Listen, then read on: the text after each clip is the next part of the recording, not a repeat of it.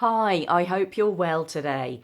Today I want to talk to you about fear and how when we want to change a habit like drinking, one of the things that can get in our way is fear.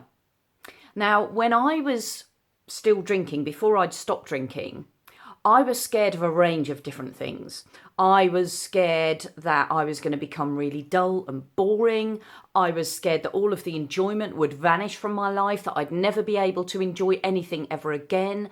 I was scared that I wasn't going to be able to talk to people socially, that I wasn't going to be engaging or fun. I also was scared that I wasn't actually going to be able to do it, that this was impossible for me. Fear played a large part in me not taking action, because what happens is in our minds we make up stories. We make up stories about what might happen if we make the change that we're thinking of making. And we're very good at making up stories, and we can make up stories that are terrifying. And in fact, the stories that we make up are often a lot more terrifying than the actual reality itself when we come to do it. And I want to give you a really good example of this. The example I'm going to give you is at the weekend, I was bored. I'd been sitting in these four walls and I'd spent the whole week working. I'd spent Saturday working, and I decided that on Sunday I needed to get out the house and I needed to do something that was going to snap me out of this kind of lethargy that had come over me, this kind of reluctance to kind of do anything. I was feeling really lacking in energy and motivation, so I wanted to do something that would snap me out of it. And I decided, because this is the bizarre way my mind works, I decided that I wanted to do something that scared me, because I know from my experience and from my training that when we step outside our comfort zones, when we do something that scares us, it's actually exhilarating. It actually changes our mood. It puts us into a really good mood. It kind of induces a natural high. It starts firing off all of the feel-good chemicals in our brains like dopamine and serotonin. So I decided on Sunday that I wanted to do something that scared me. And I also decided I wanted to do something that got me out of the house and that got me into the fresh air. And so I proposed to my boyfriend that we were going to drive to the coast about an hour and a half away, and that we were going to swim in the sea. Now, to many people, swimming in the sea will sound like something fun and something enjoyable and something to get excited about. For me, swimming in the sea is actually scary. It's not so bad when the sun's shining and there's a clear blue sky and the sea's looking all inviting and blue and twinkling, and it's very calm. Then I'm kind of okay. I can get used to the cold. I can edge in bit by bit. But for me, when the sky is grey and it's windy and it's cold and the sea is has quite strong waves and the waves are crashing, to me that's terrifying. I'm really scared of the sea. I'm scared of the waves. I'm scared of going out of my depth. I can really appreciate the power of the sea and the force of the waves, and it's something that scares me. So I decided Sunday we were going to go into the sea and we were going to go for a swim. So we drove to the coast. Now, here's what happened. We got to the coast. We started going for a little walk along the along the kind of front, the seafront, and it was lovely. There were lots of people about. The weather wasn't lovely. The weather was really grey and crap. But the atmosphere was good. There were lots of families about. There were people sitting on the beaches. As we were walking along the shorefront, I kept looking at the sea and thinking, I want to get this over and done with. I was feeling so nervous and so scared about doing this. I'd already decided I was going to do it. There was no question that I wasn't going to do it. I was going to do it. But I wanted to get it over and done with, because I knew that the longer I held off from doing it, the harder it was going to be, the worse it was going to be, and the more I was going to psych myself up into a really anxious state. So my boyfriend was all for taking a nice stroll, having a look at the pier, just taking things in and having a wander. And I was all for action. I wanted to get this thing over and done with. And that's what we did in the end. I persuaded him, look, let's just get in. Let's just go for it and do it. Now, what did I find scary about this? When I look back to it, I'm not 100% sure why it was scary for me. I think it was the power of the waves. For me, there's something about when I walk into the sea and I'm looking out and there's nobody else in the sea. It's an empty sea. The waves are crashing towards me. The sky's grey and I can see the sky ahead of me. I can see the sea ahead of me, and it's all kind of intermingling into one, in that there's no clear line between on the horizon, there's no clear line between the sea and the sky. It just all kind of blurs into one. So ahead of me, all I can see is one grey mass of space, kind of like infinity. And it looks huge. It looks immense. It's kind of, somehow it represents to me the power of the elements, the power of the natural world. And I feel tiny and insignificant in the face of that. And I know that I'm insignificant, and I kind of feel that. And I feel the danger of it. I'm not sure that I'm imagining anything specific in terms of danger, but that feeling of insignificance is somehow overwhelming for me. And so when I'm walking into the sea and those waves are crashing into me, I'm scared of my insignificance. I'm scared of the power of the sea. I'm scared of, I guess to some degree, I'm scared of drowning, or I'm scared of getting hurt or dying. And I'm also scared of the cold. I'm scared of it taking my breath out from me and not being able to breathe. There's a whole range of different things that I'm scared of all at once. However, what I also know at the same time as all of that's going on is that my brain is making stories. It's imagining the worst. It's creating stories about what might happen that are designed to keep me safe. These stories are becoming really melodramatic, and my sense of fear is being heightened because at some level my unconscious mind wants to keep me safe.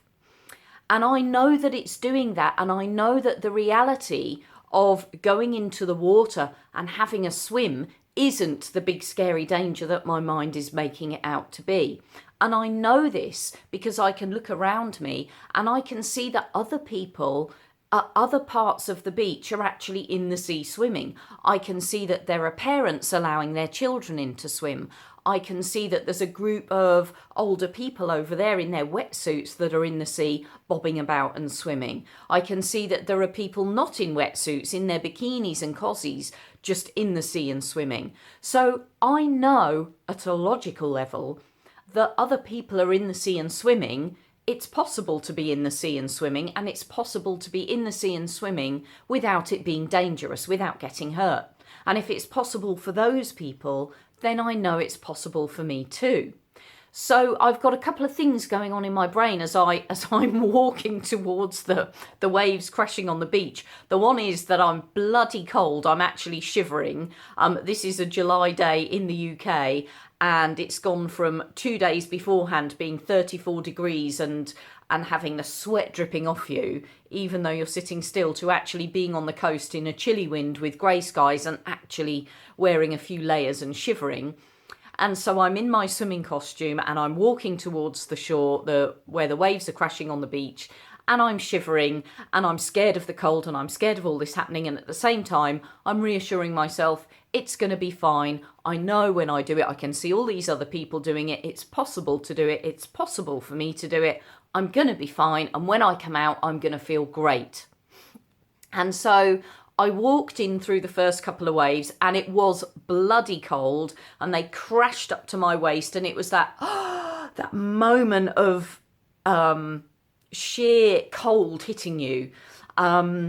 But I just relaxed, I breathed, I turned sideways onto the waves, which is what I'd read beforehand when I was doing my research about the actual dangers of swimming in the sea. I'd been online and I'd been researching this, the safest ways to get in a cold sea, and I'd learnt that you had to turn yourself sideways on. So I'd learnt about how to do it, and I turned myself sideways on, and the waves crashed over me, and my boyfriend just kind of got straight in, he just went swimming.